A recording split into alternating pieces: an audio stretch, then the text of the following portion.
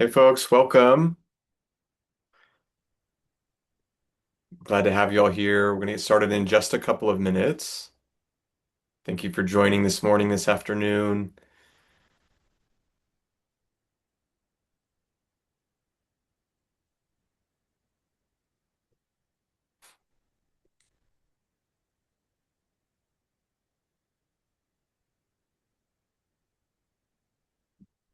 Welcome everybody.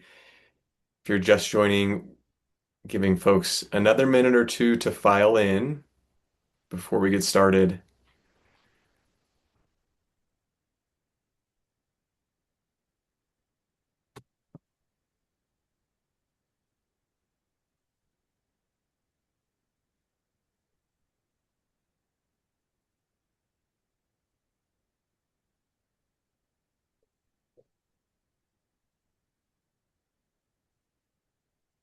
Welcome everybody for folks just coming in. Good to see you all. Good morning to the West Coasters, afternoon to the East Coasters. Good to see a lot of familiar names here. Thank you for joining.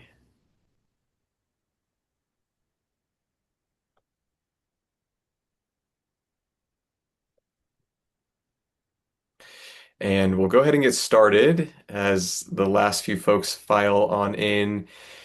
As many of you know, my name is Mason, and I'm the community manager at Blueprint. The conversation today is being hosted in partnership between Blueprint and Herd, two innovative organizations serving therapists in private practice. As many of you know, Blueprint just launched an AI-assisted EHR that's designed to help therapists do their best work with less admin. Going to introduce our friend from Herd, Robbie, to say a little bit about Herd. Thanks, Mason, and welcome everyone joining. Herd is a platform built for private practice, especially for therapists and wellness providers to help you navigate your accounting and taxes. And I'm also an LMFT therapist, and I'm also a Herd customer. So, yeah, it's a great option to help take that off your plate, as a private practice owner. And yeah, thank you so much for or to Blueprint for partnering with us and teaching us a little bit more about AI. I was just thinking about how important it is to as much as there's sometimes hesitation, the more we know, the better. And so just grateful to Blueprint to be sharing that information. Thank you, Robbie, and likewise appreciate the partnership. So a little bit of housekeeping before we get any further. You'll see an option for questions and answer, Q&A. It's in the bottom tray of your screen next to the share screen option if that's enabled. So we have one other square here. Our teammate Chris, who's also a clinician, here to help myself answer any questions that you have that Danny may not get to as he's speaking. The presentation will run about 30 or 40 minutes, so we'll have plenty of time after the slides end for Q&A. So if we don't get to you during the presentation, we'll be sure to get to those questions thereafter. As for today, I'm super excited about the content we have to share with you. As Robbie said, a lot of questions around AI, especially and including its use in mental health. And so we're here to begin to shed light on and answer those questions. This event is part of an educational series of webinars that we provide through our digital community for mental health professionals. The community is called Between Sessions and is a trusted space for therapists to connect, share insights, get to know one each other, support one another. In what can often be challenging and isolated work. So if you're interested in joining the community, we'd love to have you. We're kicking off our spring series of case consultation groups next week. We have webinars like this. We do in-person meetups. So scan the code that you see on the screen now and join us. There are about 500 or more of your peers, mostly in the US, North America, and some folks even globally. And we'd love to get you connected. Okay, as for today, our speaker, Danny Freed, will take it away in just a minute, but I'll provide a bit of an introduction here. As you may or may not know, Danny is the founder and CEO of Blueprint, the market-leading AI assistant for mental health clinicians. Since 2019, Blueprint has grown to serve over 70,000 clinicians, helping reduce administrative work and for clinicians to deliver high-quality care. Prior to founding Blueprint, Danny worked as a product designer at Trunk Club and co-founded Companion, an award-winning personal safety app used by millions worldwide. Danny is passionate about building technology that supports clinicians' well-being as much as their work. In his free time, Danny's a new dad who enjoys spending time with his family. Danny, I'll hand it over to you. Take us away. Great. Well, thank you for that intro. And hello to everybody. It's great to be here today. Um, as Mason said, my name is Danny Freed. I'm the founder and CEO at Blueprint. We're an AI company that helps over 70,000 mental health professionals leverage technology to do their best work with less admin. As we've talked about, the focus today is going to be on AI. And my goal for today is really to try and simplify and demystify some of the concepts around AI. My hope is that you leave here feeling more confident, more empowered, more ready to start benefiting from what I believe to be an amazing technology if and when that moment comes for you. So I'm going to start with just a little bit of background on myself and sort of what led me to be here today, and then and we'll get into some sort of as we go more and more kind of like practical, tactical things you should be thinking about, in my opinion, when it comes to AI. But we'll run sort of the full gamut, and feel free, as Mason said, to drop questions in. I'll try and take a peek at questions along the way, and we'll definitely have time for questions towards the end as well. Um, so for me, my journey started about 13 years ago. I lost one of my best friends to suicide. And this was my friend George. This was about 6 months before we lost him. And in 2013, I knew next to nothing about mental health, let alone mental health care at the time. I was a junior in college, so was sort of quite naive to some of this stuff. And I think the world looked a lot different also in terms of awareness in 2013 compared to today. So after that happened, I spent the next 5 years just kind of peeling the onion layers back and learning and listening and asking lots of questions and ultimately trying to understand what, if anything, could have helped my friend. And I don't know if there's a single answer to that question, but what happened over that 5 year period is I spoke with lots of therapists, lots of clinicians of different types and shapes and sizes and flavors. And what caught my eye was the tools that mental health clinicians were using, especially in 2013 and 2014, all the way through today. In many ways feel behind what sort of other professionals have access to, or maybe what you're using sort of in your personal life. It sort of felt like clinicians were stuck in the Stone Age from a technology and a tools perspective. And so I started Blueprint in 2019 to try and change this. Our mission has been from the very beginning to try and arm therapists with the best possible tools out there from a technology standpoint to go and empower you to deliver the best possible care to your clients. Um, and so that's what we've been doing. Like we've talked about, Blueprint got its start years ago, and we now work with 70,000 therapists. And AI is a huge part of what we do at Blueprint. And, there's sort of two pieces to our platform. The first is an EHR. I'm sure you're familiar with what an EHR does. It's the scheduling and the documentation and the billing and the insurance and all the stuff you would expect.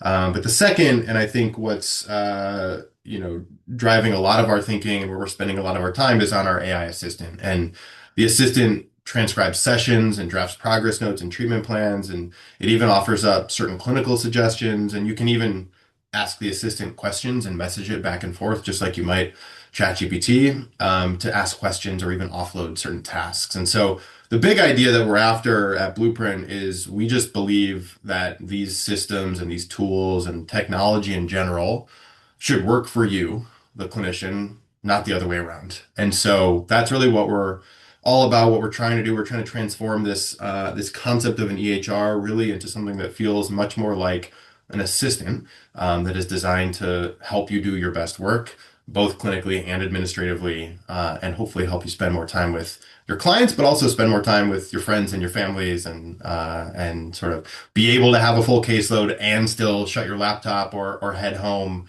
at 5 p.m. and not burn out going overtime, nights and weekends and whatnots. So that's the end of my blueprint pitch. I do think a lot of this is relevant. We'll get into it a little bit more tactically at the end, but of course, if you want to learn more about blueprint, come find us after. We're always happy to talk. But I want to sort of zoom out a little bit on AI more generally because, look, Blueprint is an AI company. I have a technology background, so I'm pretty deeply involved and interested in the AI space, but I imagine many of you are uneasy or unsure, maybe intrigued by the mere fact that you're here today, but probably also skeptical about AI in some way, shape, or form. And I think that skepticism is more than warranted. Not that you need my validation, but I think it's right. Because, even just as first an outsider and now an observer, it seems like, the mental health care industry, our industry at large, has sort of been promised huge things over the past, I don't know, 5 or 10 years. It feels like every year there's some new company out who's claiming that they're the future of mental health care and they're disrupting this and disrupting that, and everything's going to be futuristic and amazing. And like, they sort of paint the world to look something like the background here, which is very much this kind of like futuristic place, and technology is sort of powering everything. And I'm sure you've all heard sort of this trope over many years. Yeah, I'm sure many of the systems you all use day in and day out look something like this, which is anything but futuristic. And a lot of these systems trap you in what I call point and click hell, and you end up feeling like you're working for the system, and you've got to sort of navigate through a maze of dozens of clicks and forms and fields just to do the one thing that is just a sort of administrative thing that you've got to do. It maybe doesn't even necessarily help you deliver great care, but you've got to do it, and you've got to go through this whole process. And ultimately, all of this stuff gets in the way of your work, and it gets in the way of why you probably became a therapist in the first place, which is to help clients, to help people. So there's that. And then I think at the same time, there's this hype around AI, and AI hype is kind of everywhere. ChatGPT over the past few years has taken over, even more so now. There's Claude and Gemini and all these other tools around it. And it seems like every company in the world is thinking about how to deploy AI. It's increasingly part of sort of the day-to-day conversation. And I think, while exciting, I think this also raises a ton of questions. Um, so my point of view and sort of my stance is, I think both of these things are true. I don't think this is an either or sort of scenario. I think on the one hand, the hype around AI is real. I think the underlying technology is real, and it is a platform shift. And just like the internet and smartphones, I do believe AI will fundamentally change how we live, how we work, how we do things. I think we're going to look back at some of these different moments, and my bet is that AI will have a bigger impact than the internet and smartphones did on our lives combined, probably. But I also think number two, you should be skeptical. And I don't think you should be skeptical in the potential, but I think you should be skeptical in the fact that this new technology is being deployed safely and responsibly and thoughtfully, and has the right people around the table to do so. And I think the old adage of with great power comes great responsibility definitely applies here, and is something we spend a lot of time thinking about at Blueprint. So, before we go any further, I thought it might be helpful to just do another zoom out actually, and make sure everyone understands at a fundamental level what AI is. So I want to do actually just a quick poll so I can get a sense of where folks are at in the audience in terms of AI fluency or how you use AI. So we'll give this sort of like 30 or 40 seconds. Feel free to make a selection. You can make multiple selections here, and then I'll share back some results and go from there.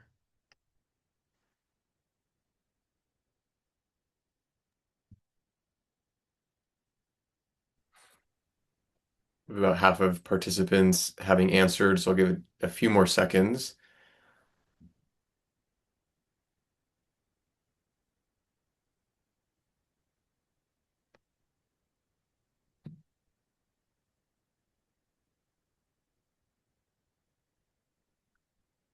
And last call for folks still wanting to answer.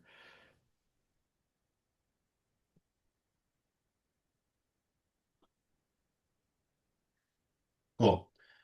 So I think you can see the results possibly, but I'll just read them out real quick and then we'll talk about them. And I'm gonna come back to this in a little bit too. But 12% have used AI at least once. 26% are using AI every week.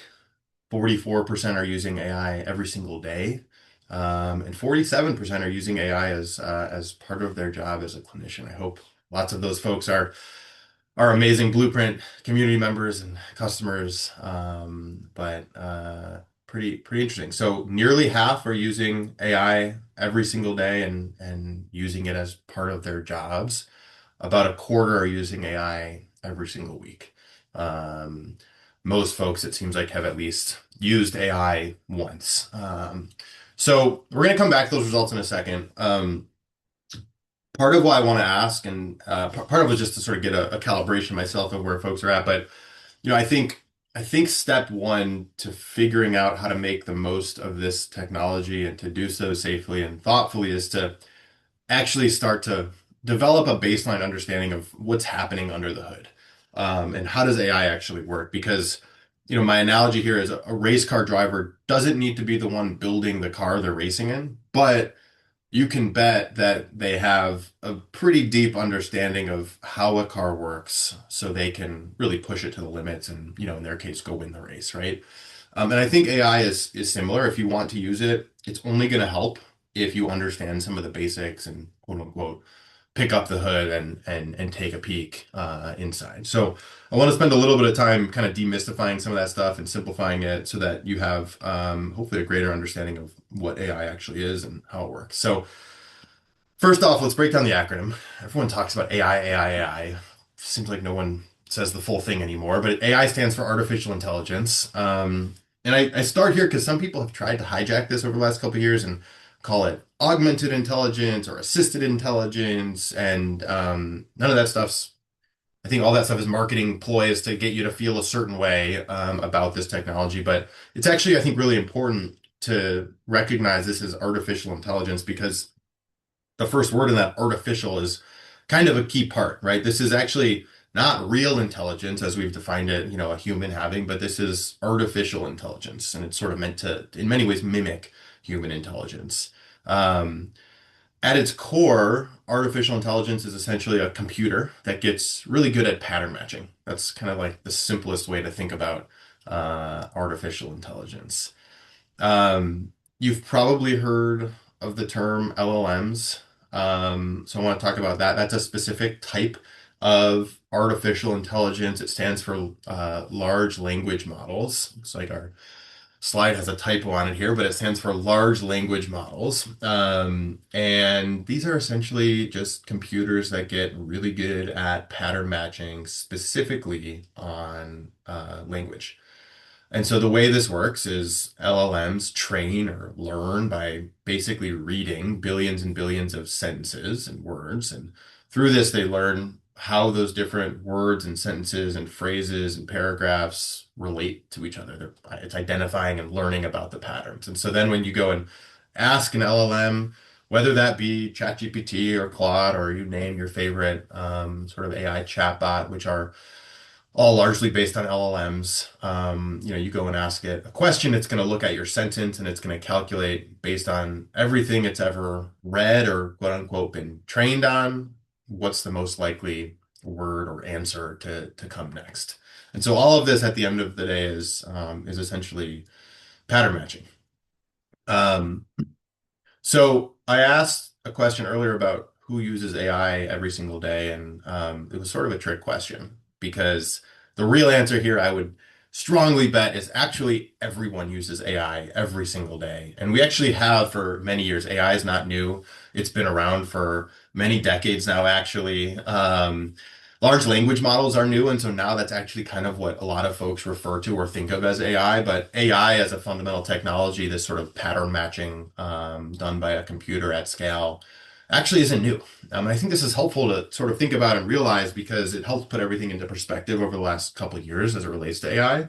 So spell check is a form of AI. It looks at patterns and tries to match those patterns. I'm sure everyone has used, this is my best bet. Everybody has used or seen or experienced spell check in some ways. It's not always right. Sometimes it's better than other times. Spam filtering is another form of AI, right? So your email client might be looking at all of the email that's come in and it's looking at patterns to try and figure out which ones are most likely spam and which ones are not, and it's gonna classify those emails accordingly. And again, sometimes it's right, sometimes it's not. It's pretty good. It gets better and better over time, over many years, as it sort of understands more and more of these patterns of different types of emails that are sent.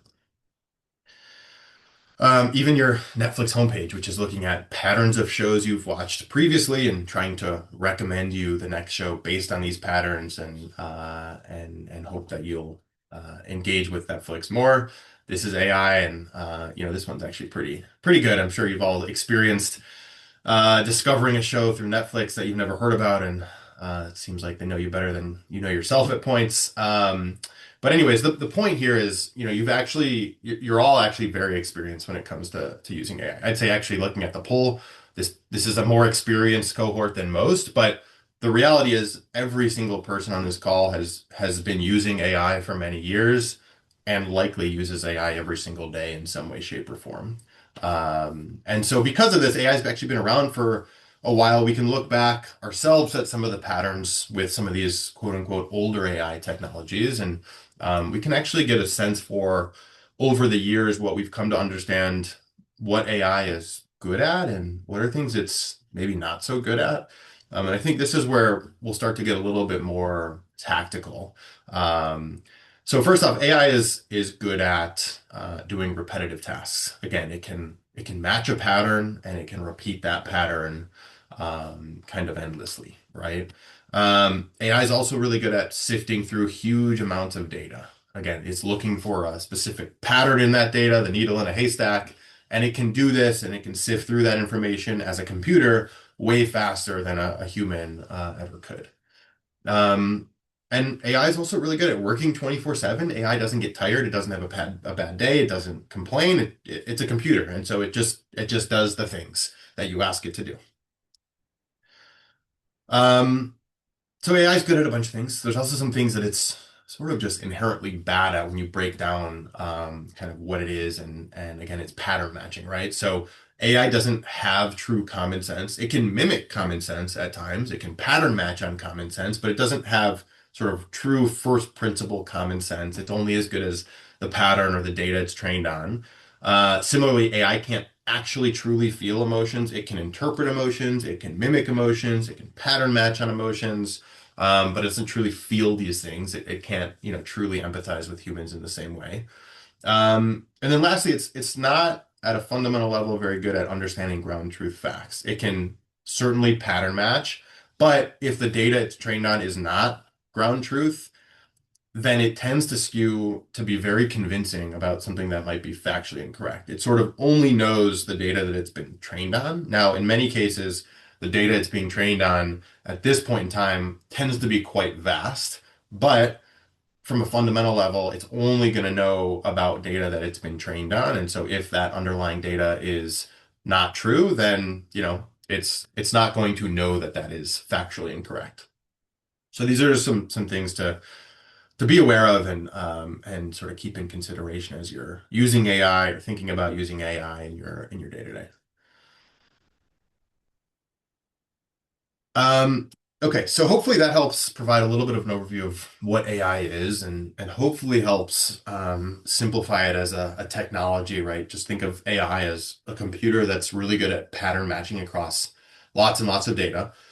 And I hope that helps folks who are already using AI feel more confident using it. And then I also hope that for folks who are not yet using AI, hopefully now that you have a little bit more of a basic understanding, you'll feel a little bit more empowered to jump in and try it out. I want to now get even more practical. I want to talk about how AI fits into mental health care, and I want to share just some thoughts about how we think about this at Blueprint, but also just sort of at large.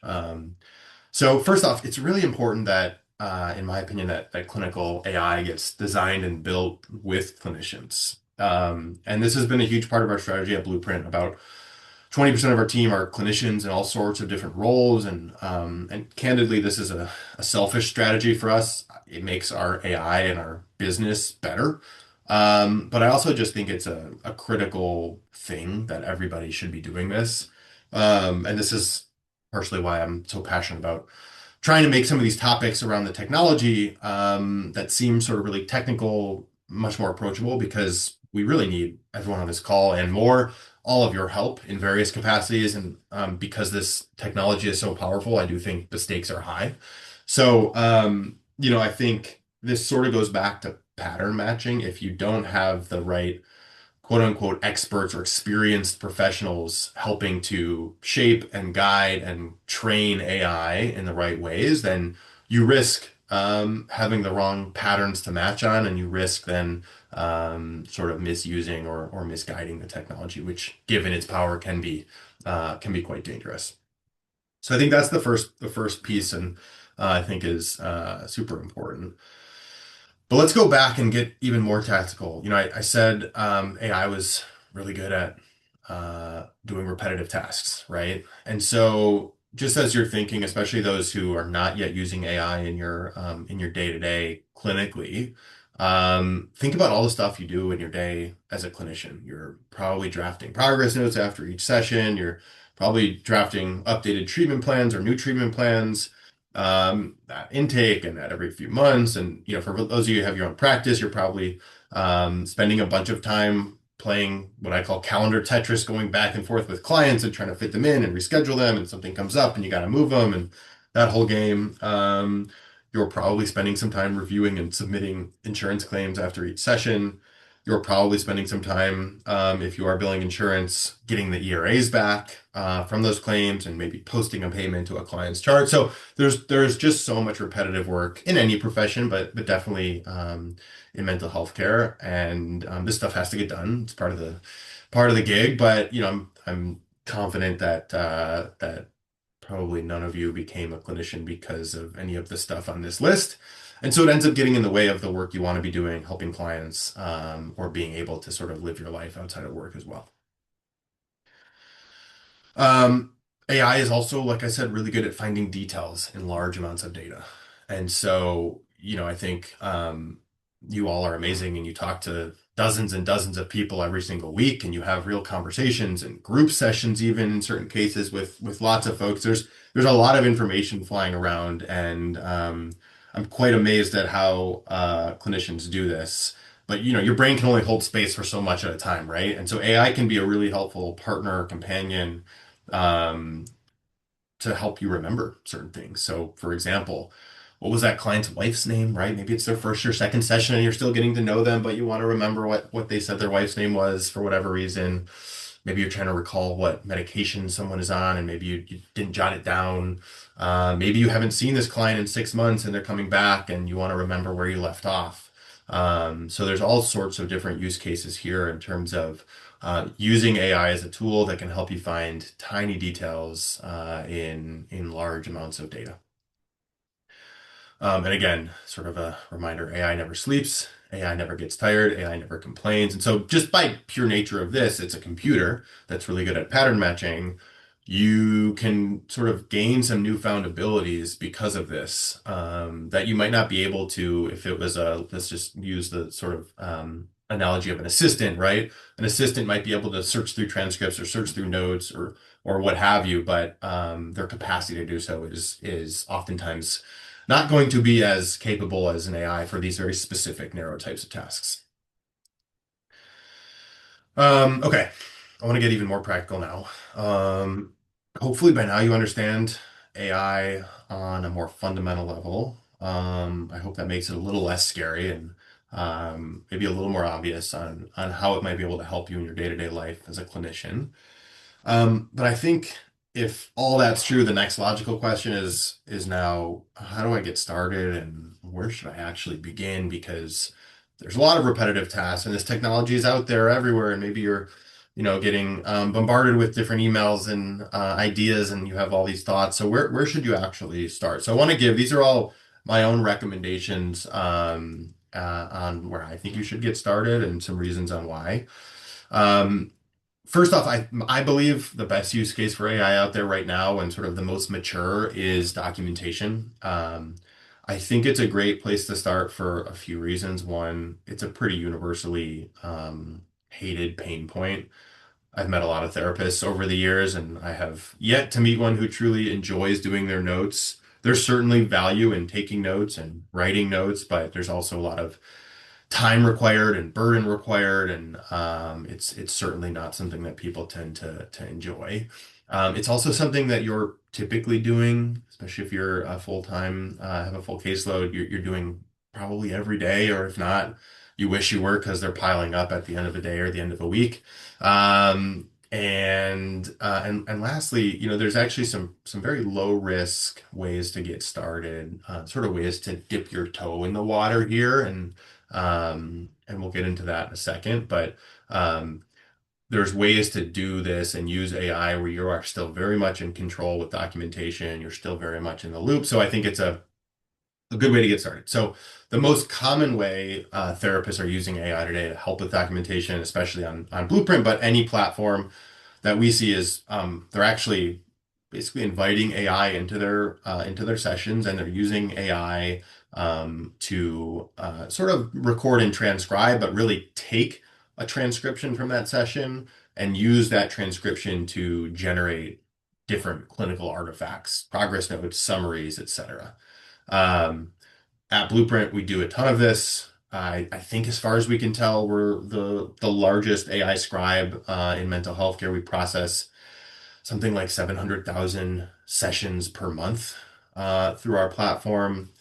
Um, Most people, like I said, will actually record a session, but there's also other ways to start. And often we typically recommend people start with something that's not maybe as invasive feeling. Where we typically guide people to is to do a dictation. And so where a lot of people start is after a session, they'll use a tool like Blueprint and they'll record a dictated summary. Usually you only need 30, 60, 90 seconds. You're basically recapping the session. You don't have to record the session itself. You're just recapping it, just you and your computer and a program to do it. And then from that transcript of a summary or dictation, we will actually produce a draft progress note for you to review. So that's often a good place to start. Is documentation and specifically dictating. And so often people start dictating and then they'll get comfortable, they'll design some consent forms, they'll get their clients in the loop, and then they'll start recording. You tend to get a little bit more efficiency gain once you're comfortable doing that. Um, Once you've sort of committed to starting with documentation, you're going to want to find the right vendor. A few things that we recommend people think about to make sure you've got the right vendor. And there's a bunch of different vendors out there who do AI scribes, and I don't think it's a one size fits all. Depending on the type of work you do, there may be a specific vendor that is really the best fit for you, and that may or may not be Blueprint. There's, like I said, lots of other great vendors out there. So the first, I think, is consent. We always encourage folks to err on the side of more, not less. So written and verbal consents. We help with this on Blueprint in our platform. There's different laws on a state by state basis with some of the recording stuff. There's different laws with some of the AI stuff. So we always recommend check with a legal professional, but we're also happy to provide you with resources and guides and even templates for consent. So that's the first piece. The second piece really comes back to once you are starting to use this, how you're incorporating it into your daily workflow and really how you're incorporating it alongside clients. And I think messaging here really matters. We always encourage folks to position this just as a default part of care going forward to help you help the client. That doesn't mean a client can't opt out, but I think they're going to feel comfortable if you feel comfortable. And so of course, you should make sure you feel comfortable first and do your research up front and make sure you've got the right consents in place. And we'll talk about privacy and security in a second. But from there, you want to make sure that your client feels comfortable and you sort of give them an air of confidence. And then the third piece here is we always encourage folks to try and include clients in this process. So, what's in it for the client? Is there a way for you with this vendor to share AI generated summaries with them? Of course, part of the value prop to the client is you're going to be able to focus more on them and less on a computer or a notepad taking notes yourself. But can you give them even more benefit? Is there benefit for them? Is it appropriate to send them an AI generated summary that you review after? And is there any value in that for them? All these things are going to depend on, your client and your practice and your modality, but try to think about how you can give clients a direct benefit as well. Um, and then what we encourage next is to just start small and iterate. So you've identified documentation, you've identified a vendor. We then just encourage you to start small and grow from there. So very much encouraging you to do a crawl, walk, run type of approach. And I would encourage you to do this in a multidimensional way, right? So I talked about this a little bit with documentation. Start with the dictation first, get really comfortable with that. Then introduce recording an actual session, get really comfortable with that.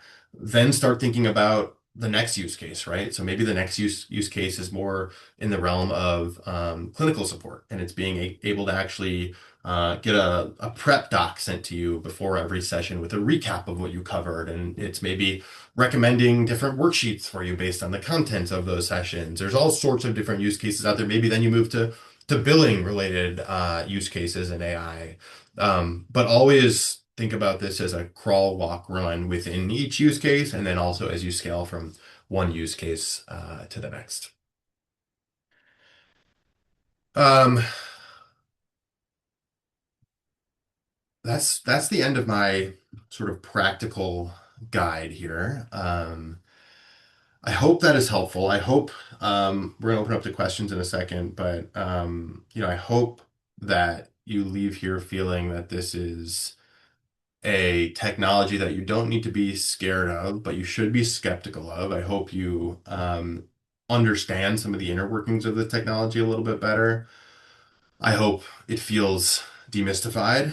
And I hope you're now able to start thinking about some of the different ways you might either start applying AI to your day-to-day professional life and or continue applying AI. I know we've got a bunch of folks who are already avid AI users. I think I'll end today with just thinking about the future. I think, like I started this presentation with great power comes great responsibility, and AI is certainly a powerful technology, and there's certainly a bunch of responsibility I think we all bear to make sure this technology gets deployed safely and thoughtfully and properly. But if we can do that, it's pretty exciting to think about what the future looks like. This, what I call AI assisted future, right? Where clinicians are still in control, in the driver's seat, but have really helpful technology and really helpful tools that work for you, as opposed to you feeling like you're working for the technology or for the tools.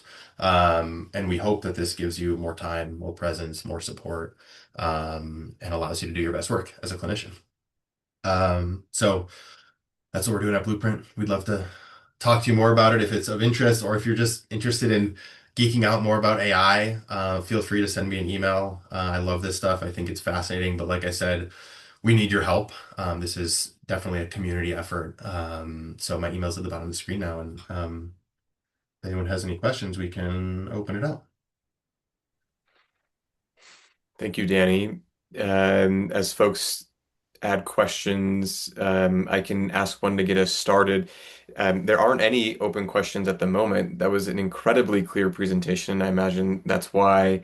But I'm curious if the first step is documentation, and you mentioned a couple other potential use cases for AI, but what's the second one you recommend that's repetitive, low risk, and solves like a universal pain point? Yeah, great question. I think The place I always recommend people go next is actually less of a repetitive and more of a finding the needle in the haystack use case. So Mm, I think it's having a clinical assistant. So if you think about these as just domains, the first one is documentation. The second one I would go to is more of like a clinical companion, clinical assistant, whatever you want to call it. And it's the thing that you can either ask questions or have it surface up to you things that are relevant that are going to help you deliver the best possible care. So sometimes those things are clinical in nature. That might be surfacing up worksheets that might be relevant or surfacing up clinical assessments that might be relevant. Other times it might be quote unquote less clinical, but still sort of in support of you delivering great care. So that might be um, reminding you what the client's wife's name is or the partner's name is, as an example, or reminding you what you covered last time, or reminding you what you where you landed with a client 6 months ago, and you discharged them and now they're coming back to see you. So I think it's those clinical companion use cases that I typically recommend. There's also certainly lots of sort of like billing, financial, accounting related stuff that starts to get interesting too. I know our friends at Herd are doing stuff on the accounting side. At Blueprint, we're doing some stuff on the billing side, which tends to be pretty interesting, especially with insurance, to just try and make some of those processes either. But I always recommend starting next with clinical because I think it's the most logical next step because a lot of the benefits you can get from the clinical assistant are actually going to build on what you're doing with the scribe and the information that AI then has, that can benefit you in different ways. So there's not much else you have to do to get started. You can just get additional value out of it often. amazing. So moving from the repetitive to the needle in the haystack, and moving from the administrative to the clinical. We have a question from Karina. Danny, I think you can see the Q&A. Is that right? Yeah. Question here about reimbursement rates and then Blueprint's pricing model. Yes. So Karina asks, great question. As reimbursements for our services continue to stagnate or significantly reduce, especially in California, how does Blueprint ensure its costs will remain truly affordable and doesn't become another tax on our already shrinking margins? This is a great question. Like we've mentioned, we recently launched a new platform at Blueprint, and I think it attempts to directly address this in part. So as we looked at the landscape of EHRs out there today, I won't name names, but I'm sure you're all familiar with the usual suspects. Um, what we sort of came to the realization of is that most of those platforms out there charge a fixed seat license or seat access fee. So you need to pay to access their system, typically on a monthly basis, and you're basically paying to have the privilege of then doing the work, whether that work is writing the notes or doing the scheduling or doing the billing or following up on the claims or whatever the work may be on top of the just the work of being a therapist, right? All the administrative work. And we just think that's upside down and wrong, especially as we understood that many of those platforms have been raising prices over the past many years without adding much. And that's on the backdrop of the fact that most of these platforms, what they do in essence is they store information, right? They store your calendar, they store your claims, they store your notes. And the cost of storage on in the cloud and the internet has actually gone down to the point where now the cost of actually storing what's in your EHR is almost nothing. It approaches zero. It sort of rounds down to zero. And so these two things don't make sense. So as we were pricing our new platform, we wanted it to align with this reality. And we also wanted it to be a case where it could be affordable and it could scale up and down based on how much work you wanted help with. And so what we've done at Blueprint is our EHR is actually free. We don't charge anything for access to our platform. That includes scheduling and billing and documentation, all of the basic features and functionality that you probably have in your current EHR. All of that on Blueprint is free, and it's not a free trial or free for 30 days. It's free forever. It doesn't cost us next to anything to be able to have those places to store this information or to host your calendar. And so we just give that away for free. Instead, we make money by charging for our AI assistant, and we make more as we take more work off your plate. So there's different tiers. And the more you basically, quote unquote, hire our assistant to do, the more you pay. And it's per session. So it's usage based. So if you're a full-time clinician and you've got a full caseload and you're using Blueprint for all of your sessions, you're going to pay more than, the clinician just starting out or who has a part-time practice. And so we just think that this transparency and this alignment of incentives is the best way to go about this. We also have some stuff we're working on over the long term to try and help with some of these core root problems of how do we help clinicians get paid more, get paid faster. Obviously, some of that requires coordination with payers and whatnot, but we think at least you should get what you pay for in terms of the tools, and the cost of storage at this point is nothing and doesn't make much sense to pay for something that doesn't cost anything. So that's sort of our approach on pricing and costs and margins. Thanks, Danny. We have another user asking about how to get more information about the EHR, ostensibly the assistant too, and if sales is an appointment with sales is the best next step.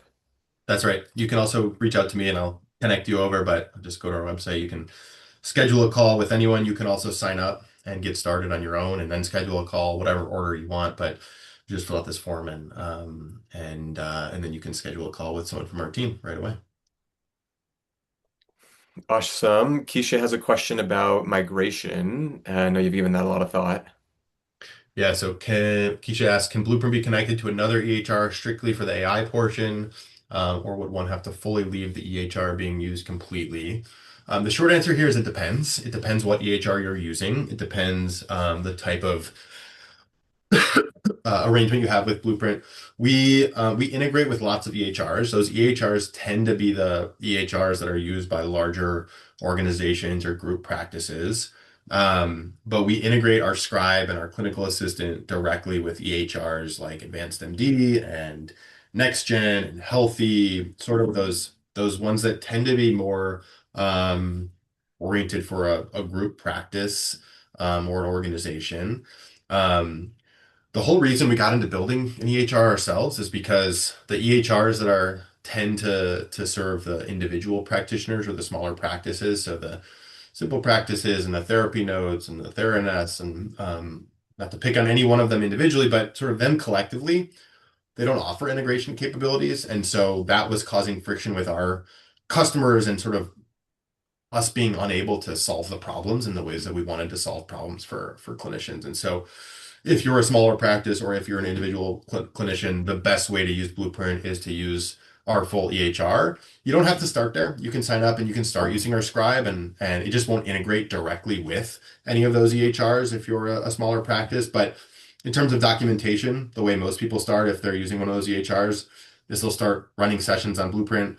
They'll get the output of a note and they can just copy and paste it. It's a good way to start. And then the better way is to have everything all in one place, and you can make that determination if it's a good fit at that point. So hopefully that helps. Thanks, Danny. Bridget has a question. Give you a second to read it. But for folks in the audience, Bridget is sharing her appreciation for the overall explanation of AI and the acknowledgement of it having been overhyped to some extent, and has questions about the agentic capabilities of Yeah, AI. great question. Sign up for Blueprint, Bridget, if you haven't already, because I think we're one of the first to really try and push this. There's other EHRs out there that sort of claim to be AI assisted or AI enabled, and basically what they've done is they've mashed together or duct taped on an AI note taker on top of their EHR, and it doesn't really work like you now wish it would. It's a good first step, but it's not quite agentic, as you say. And maybe just for the audience too, agentic is really there's a bunch of different definitions out there, but agentic I think really illustrates in our world the ability to actually offload certain tasks or ask certain long running questions that are very detailed and complex, and have an agent go off and figure out the answer to that on their own, or go and do that task on their own, and really sort of evolve beyond just a simple single task system. And so we're doing this on Blueprint. I think probably the coolest example so far that Blueprint can do is let's say you've got a conflict that popped up this afternoon, maybe like your kid got sick or something came up and you've got to cancel a bunch of appointments this afternoon and you want to try and reschedule them, you can tell the Blueprint assistant, hey, my kid got sick. I've got to go pick them up. Can you clear my afternoon and reschedule those appointments? And it will actually take that task and with your approval, reach out to those clients, move their appointments, figure out what appointment time is better for them, maybe tomorrow or the next day or later this week. It'll block off your calendar today so no one can schedule over that conflict and you can go on and take care of what you got to take care of. You don't have to spend time going back and forth with each client. All you have to do is offload this task to this agent, or we call it an assistant, um, and it can actually take care of it for you. So I think we'll see more of that coming, but it's definitely something we're excited about with Blueprint and some of the early use cases we're seeing. Amazing. And one more question about data security and PHI. Yeah, great question. And I didn't cover this in my presentation. I think the slide got taken out, but yes, we sign a BAA with all of our customers. It's available on our website. I think more importantly than just the BAA, because I think the BAA is important, but sort of a table stakes thing at this point. More importantly is sort of the privacy policy and even the content within a BAA. And it comes back to a company's stance on the data. We've been very clear since the very beginning at Blueprint. We don't think of this as our data. This is your data. We are shepherds of this data. If you want to keep this data on Blueprint, you can, and there's benefits to doing so.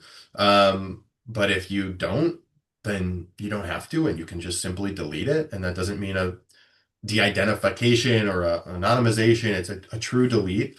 Um, and we can't recover it. So this is your data. We are a platform that helps you utilize that data, we think. Most people, when they're thinking about this in terms of AI, they're often thinking about the recordings of a session or the transcripts of a session or the artifacts that come out of this. And so that's really our approach. We don't even store the recordings. There's no way to store the recordings on Blueprint.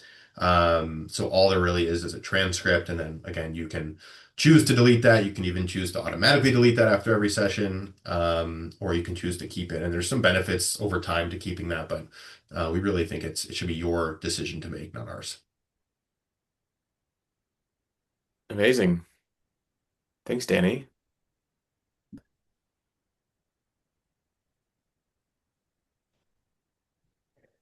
I just wanted to say thank you. This was super informative, and just yeah, you can tell that you're passionate about it. When you were presenting and you described it in such a clear way, which I really appreciated. Hmm. I'll Awesome. echo that. Super clear, Danny. Thank you. I appreciate everyone spending some time with us today. As I said, if you're just excited about AI, feel free to shoot me an email. I'm always happy to talk more about it. My email is danny@blueprint.ai. And if you're interested in learning more about Blueprint, of course, reach out to myself or Mason or through our website. We'd be happy to share more. Yep, the conversation will continue in the community. I'll be sending an email to everyone here with the recording and a couple of links for how to gain access to the community if you're not already there. So we look forward to seeing you there and at future similar events. Thank you, everybody.